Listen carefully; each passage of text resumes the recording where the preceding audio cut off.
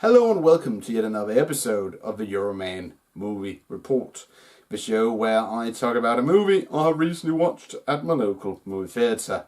But this week I watched two movies and that's a bit different, but yeah, well, it has been a public holiday here. So anyway, the first film I watched was a horror flick called Prodigy, and it has nothing to do with the 1996 UK band. No. It's a bit like if you took the 1970s horror flick The Omen and mixed it with Child's Play movie number one in some aspects. Because it's about that we have this man, serial killer in America. We learn a Hungarian man played by, if I remember correctly, the guy who played the main villain in the first Equalizer flick. And yeah, he is a very bad guy. He has killed a lot of women. And then one of his victims, she escapes, and she's rescued, and then the police is alerted, and then we see a well-armed tactical response unit from the police storm his premises. All the while there's this young couple where the wife is about to give birth, and then the scene shifts between her giving birth and the police assaulting the serial killer's home, and then the scene shifts, and of course the serial killer is shot dead, then the little baby grows up and morphs into Georgie from the first It film, It Part 1 from a year ago, and he shows incredible intelligence, but he's very, socially reclusive and very aggressive. And the parents become more and more worried, and then it turns out, of course, that he has been possessed by the spirit of that evil serial killer. And I must say, the kid who plays Georgie in it, who plays in this movie as well, he is truly, really scary in my opinion. And just have to look up his name. One moment. The Prodigy. And we have it here. And the kid's name is Jackson Robert Scott. And the mother's name is Taylor Schilling, and the actor who plays the dad is called Peter Mooney, and all the while the parents, they come to realise there's something very badly wrong with that kid. And I must say, as I said in the beginning of this video, the kid who plays Georgie in It, Jackson Robert Scott, he is really good at playing scary. So I'm looking forward to following his career, because if he can play so devilish in this movie, I can only imagine how he would be able to do a role when he becomes older. And of course, this being a horror film, it doesn't end very good. And that's basically it. It's very scary. It's not very gory. It is somewhat gory to some extent. But if you like traditional horror films with possession and so on, then I'm sure you would like The Prodigy. Movie number 2, which I'm going to talk about, of course, is the Oscar-nominated The Greenbook.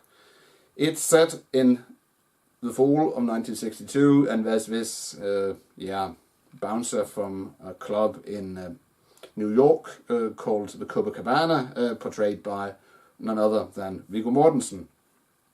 And the club, it's a very famous place, and it's frequented by gangsters and every kind of individual in New York. And when the club has to close down, then Viggo Mortensen's character is out of a job for 2 months, and then he's approached via a friend that this records company one of their artists needs to drive them / bodyguard for a tour of the Midwest and Southern United States. And then, of course, it turns out that this person is a classical pianist played by, one moment, his surname is Ali, and just have to look him up here as well. Greenbook. One moment. Mashallah Ali. And Mashallah Ali have we seen in many other films. He played, among other things, a Secret Service agent in House of Cards. He has been in Luke Cage, according to IMDb, and Benjamin Button, and most recently in Alita: Battle Angel. And of course, what else has he starred in? Free State of Jones, Hidden Figures, Moonlight, Hunger Games Part 2, and several other films. And the character he portrays, John Shirley, is of course a real person, or was a real person. He died in 2013.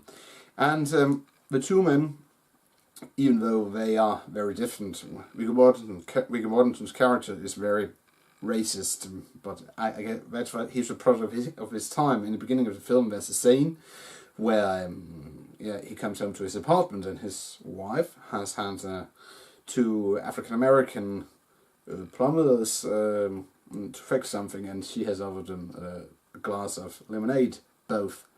And when Viggo Mortensen realized they have used two glasses, he throws them away.